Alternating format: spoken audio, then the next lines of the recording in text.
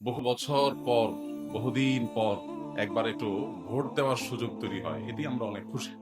এই উৎসাহ উদ্দীপনায় একজন মুসলিম হিসাবে আল্লাহর আদেশ নিষেধ, কোরআন এবং হাদিসের নির্দেশনাগুলো মানা আমাদের জন্য আবশ্যক। কোনো উন্মাদনা, কোনো উৎসাহ, কোনো উদ্দীপনা, কোনো আগ্রহ ইমানদারের আল্লাহর কাছে জবাবদিহিতার জায়গা থেকে বাইরে না।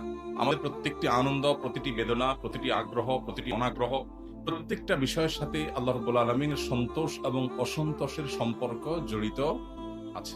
এমন মনে করবার কোনো সুযোগ নাই এটা বোধহয় আমার ইমানদারের আল্লাহর গোলামি এবং দাসত্বের যে জীবন সেটার বাইরের জীবন। কি বলেন, এরকম কোন জীবন আছে আমাদের? ইন্না সলাতি ওয়া নুসুকি ওয়া মাহইয়ায়া ওয়া মামাতি লিল্লাহি রাব্বিল আলামিন।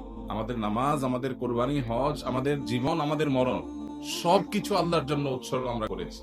ইসলাম গ্রহণ করার মানে আল্লাহ রব্বুল আলামিনকে রব্বুল আলামিন হিসাবে, ইলাহুল আলামিন হিসাবে, তাকে মাবুদ এবং উপাস্য হিসাবে একমাত্র আমার আদেশ এবং নিষেধের মালিক হিসেবে স্বীকৃতি দিয়ে আমি তার দাসত্ব গ্রহণ করলাম, মানে ইসলাম গ্রহণ করলাম।